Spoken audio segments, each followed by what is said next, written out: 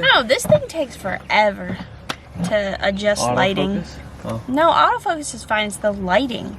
Welcome back to the ranch. What are we doing today? We're gonna give you a quick update. I don't know how quick it'll actually be, but we're gonna give you an update on what's going on here and what kind of fun stuff we got happening.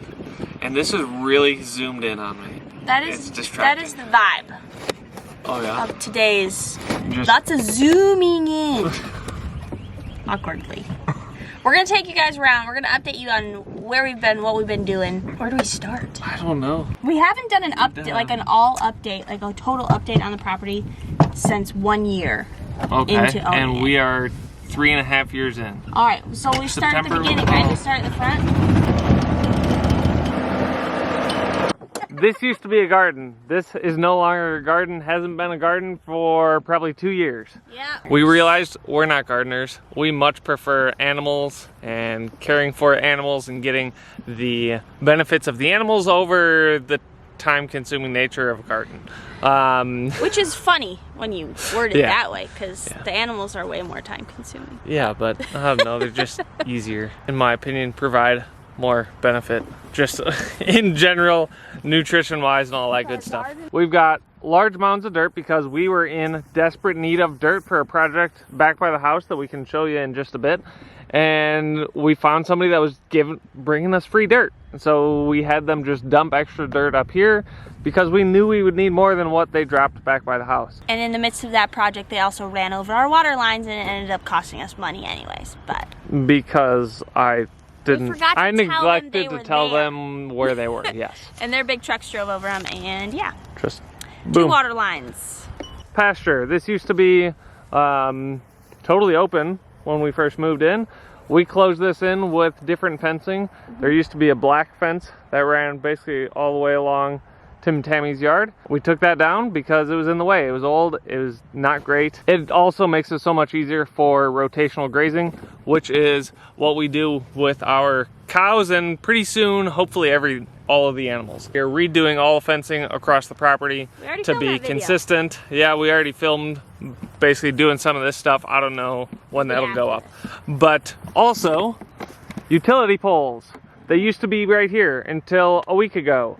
They've been sitting here literally since that video when we got them delivered, which was about 2.5 years ago. Probably. Not great, not great. As you can see, it killed the grass, all that good stuff, but we do still have a bunch of utility poles. So now it'll kill the grass over there. We are making use of them now. We are. And the rest of them you guys are going to move to the back. We will actually, right? We will use most of that down at the range. We didn't have a tractor. We couldn't move them until last year. When we got them, we didn't have a tractor. It is very hard to move 40-foot telephone poles when you don't have a tractor. Yeah. So it wasn't until last year that we could move them. And at that point, you know, time goes by, they're now fully fenced in. There was just a lot of dumb decisions that we made. Hey, we're making good use of them. Not dumb so much as like, did what we could with what we had. Yes. Now to the barn. You'll notice there is no wall to the barn like there used to be. There used to be 3 stalls here. They're no longer there. This used to be 3 stalls. It's now 2 stalls, a large one. And we've got hay. We had this thing full of hay. We had what? Roughly 50 round bales in here. Round bales. We had to fit all of our hay for winter, and we had nowhere to keep it that was covered except an unused barn. So we cleared this all out. And it worked out well. And now we've got these giant orchard bales. We learned we made mistakes with hay quality, and our cows suffered for a short time because of it, and our goats and everything, but we have since learned, fixed, and all of that adjusted. There's a lot that's changing with this. If this is staying, we have to make these hopefully a little bit nicer. We're tearing out the whole entire tack room, basically placing another room on the other side, which that'll be for milk customers long term. We are now doing how much milk? We're doing about 70 gallons a week currently. Yeah, we've got 140. 140 gallons on wait list. And we're about to be adding more. Yeah, we're about to be adding a lot thankfully. more. So. That's good. Good. We've currently got 3 cows in milk. We're doing right around 18 to 20 gallons a day with those 3. We've got another due to come into milk later this month, We which is had going to be 6. Yes, we yes. Well, And then we had to make dried some off decisions. someone. We sent one to butcher. Another one dried off as well. Yep. She'll be back in milk really soon. We decided to do a long dry off on one of our girls, so she's not due till October? November, but she's dry already. Then one of those girls, like we sent to butcher, like we said. So, Yep. And then we've got some heifers, which will hopefully be getting pregnant soon. But the one that's due to calve this month should do another 7 gallons or so. So we're gonna be pretty darn close to like It'll be like 11. 25 to 30 gallons a day. But obviously the demand is there, so we are trying to meet demand in a reasonable, scalable way that we are not just like totally overburdening ourselves and our current systems. So that's where we're at on that front. Always fun. Moving on. Oh yeah, we have a round pen. We don't have horses anymore. We had video there. We got out of horses. We never announced that. They went back to the rescue. Don't worry, they're in good hands. Yeah, there's a lot of decisions around that, and kind of like talking to all my horse friends, and they agree, like, you don't know if you want to own horses until you own horses. And then you realize, not either everybody. I Some love people this love it, or some people it's like, I love riding horse, I love horses, but I don't love owning them. And it's best for the horses that they're with someone that also loves owning the horses. So yeah, the standardbreds did go back to the rescue.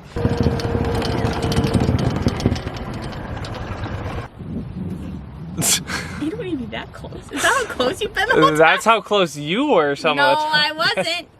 Yes, it was. So my dad has been doing firewood last year and this year. Last year he sold, I think he had and sold 6 or 7 cords of wood, and so he's doing the same this year. He's loving it, splitting wood, going getting free wood, and we've got a lot of totes for various purposes. You've seen we have used these totes for animal shelters, for little pools for the pigs, children. They're gonna go straight to the pool. Oh yeah, probably. We're all like, right at 5 o'clock, we're running home. We're gonna go get in the pool. The pool? What pool? We have a pool. Don't worry, we're not that bougie, guys. It's like a Walmart pool. Should we take a video of all the random junk that sits around the farm? Just to be realistic? Yeah, we can. We saw a bunch of that back there. Here's the goaties. We got goats. These goats are different than the goats that you've seen before. I don't think they've ever seen these goats. No, we have. These are Nubians. As you can see, they're in 5-line electric right now. And even the babies have not even tried to get out. Well, they've touched the line and they decided we don't want to do that. Yeah. And there's Mr. Thor. How you doing, bud? So here is the first completed line of high tensile, new fencing. Dude. Here's the back of the property. We don't show it very often.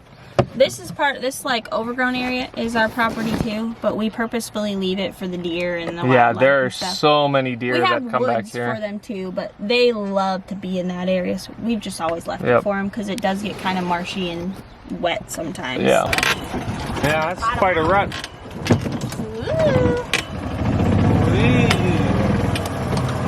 The woods, I don't know if you've seen the woods, we cleared out. Well, mainly Dad cleared out a ton of stuff in the woods. Here's the best herd of them all. How you girls doing? Enjoying the shade because of course, the one that has trouble with weight is the most visible. This one? Oh, Hallie, yeah. That's Miss Hallie. She's our Jersey, and she's probably upwards of 10 gallons a day now. Yep, there's the piggies. Charlotte passed away. We do have a new girl. We'll show her in a minute. That will be our breeder. This dude needs to be moved out. Yeah. Yep, this is the backyard. It's somewhat the same, somewhat the not. Used to be totally fenced in, yeah, with welded wire fencing. We took all that down. We're swapping it again for the nice high 5-line high tensile. And we had the netting in here because those goats were over here until earlier this week when we moved them up there to test them in the new fencing. That shed currently has no purpose other than being there. So we're trying to figure out what we're doing with that. We got that pool over there with the children. We've got this nice hay feeder that is currently unused because the goats aren't over here. We've got multiple chicken coops of different sizes and varieties. 1, 2, 3, 4, 5, technically if you count the big giant one that we're not using. Yep. There has been a lot of learnings. We've done a lot of things, we've made a lot of mistakes, we've learned what works, what doesn't in our particular use case. So down here in the little valley between our house and Mom and Dad's house, there used to be a big old brush pile with one cherry tree, non-fruiting cherry tree. Very pointless cherry tree. Yeah, because it was poisonous too. It's poisonous to livestock. It doesn't even give you cherries. It just has pretty flowers, and that's it. Yeah, unbelievable. Not good enough for us utilitarians. Again, Dad spent a ridiculous amount of time down here with the tractor, breaking that up, pulling it out, burning all the brush and whatnot that was in there. And we had two large piles of dirt at the end of it. This one over here, and that what is now a tiny one over here. What's up? Almost gone. Yeah, that one's almost gone. This one we will use the rest of when we get around to it. And that is for this tire wall. That now has a lot of greenery. Oh, yes it does. So this tire wall, we started building early spring of last year. So Ryan is 6 foot. So this has taken us a very long time. Like I said, we started doing this early spring of last year. We basically cut out the ground, leveled it, got the very base layer of tires down, and then we were on pause for a long time. We had to redo some stuff because we realized we made some mistakes, and so we had to undo and redo and all that. We just got tired of it, especially going into summer when it was really hot. And so it was right about Thanksgiving, we got back to it, and we basically we knocked it all out. Knocked it out really quickly. The bottom layer is really the hardest one. Yeah, because you have to dig out the ground, you have to level it, yeah, and get everything set. Now, all of these tires are full of dirt. So you set the tire, we screw it in, and then we have to pack it with dirt. Maybe 350 tires, give or take at this point in time. By the time it's all said and done, we've probably got another 150 to 200 tires that we have to set. So there is still quite a bit of time and effort. And then we had to add a railing, which you can see one post there, because when we realized just how tall it was going to be, it's not the safest thing with kids. And we run a homeschool co-op, and then customers have their kids, and we just don't want any kids falling off. So we've now got to add the railing too. Once we finish that wall, we are going to do like a big old playground. Right here we've got a zip line that we got the kids for Christmas, so this is really fun. Great use of the utility poles. And so had to do some extra restraining and tensioning and whatnot. Back tension or whatever. To get everything working. And this will be another smaller wall though, to bring this up level. Exactly, that's the thing. We have to do another shorter retaining wall, tire wall down here to level this out for like full playground. Initially, my intention was to have the tire wall and the playground done by like the end of April. Obviously we are now in May, and you can see neither of them are done. And that is in large part because of the weather. Over like Christmas and stuff, we got a bunch done, and then just the weather. We had so much rain, and with all the rain, we couldn't be down here pulling dirt. We couldn't really do anything when the ground is wet. And so that really. And then he decided to redo all the fencing. Yes. Well, I knew we were going to be redoing the fencing, but I expected to be able to do more of this in the early months of the year, like January, February. But like legitimately, there was probably 6 weeks there that we couldn't do anything because of the rain. Yeah, so that was a real unfortunate. You couldn't pack any of the dirt up there that we added. Yeah, we couldn't drive the tractor down here because it just sink into the mud. It's May 2nd and it's like 80 degrees already. So there's all kinds of fun stuff to do in the heat. One of the chicken coops, chickshaws, works out really well. We gotta get that cleaned up and moved. And then over here, we've got Miss Sophie. Yeah. They're covered. Yeah, they are. So we got Miss Sophie, Runa, Olaf, the whole gang. All of Rev's bantams and some non-bantams are hiding in the shade right now. Did you dump all your water again, girl? We've got Miss Fern. She's our newest one. Yep. We need to go take netting down to the pigs and put her by them and let her get used to them. And the kids in the pool, we just got it totally full this morning, and so they're having a blast. Okay, so you go first and then me. And now you're gonna watch me. That's an example. Excuse me. Nice. Here's what it looks like from the driveway. As you can see, the tractor is down a little bit because we still have tires to add over there, raise the ground level up a little bit, but the driveway used to just come right along this path, and so you can see we've opened up quite a bit of parking area, turnaround area. This right here is two big old shipping crates that we got and just stuck them together. This is a feed shed, this is a fencing shed, and let me tell you, it works so nicely. Basically, got a big old tote of feed and all the other supplements and whatnot that we provide, or I give to the cows. And then over here is my fencing shed. And so all of this stuff used to just be in our garage, the feed stuff and all of this, and I was like, the garage is ridiculous. I'm tired of it. I need something else to better organize.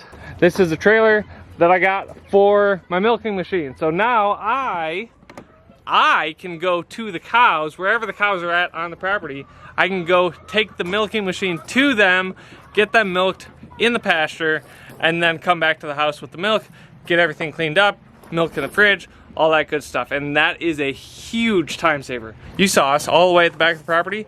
That's like, I don't know, about 1,000 feet, give or take, going all the way back there. And so previously, I would milk right here in front of the garage, in the driveway. A couple of downsides to that. One, I would have to go get the cows, walk them up here, and walk them back, wherever they were on the property, and they would poop and pee all over the place. In the driveway, not great. I've got a generator, so I run the generator, milk machine's plugged into that. I've got everything that I need to milk on there. Just hook up the golf cart and boom, away I go. And it is wonderful. Yep, here is the garage, current state. There's still a feed in it. Yep, this is pig feed. That's probably long enough of an update. Peace. We'll see you next It's time. hot. I want to go inside. Yeah, let's go.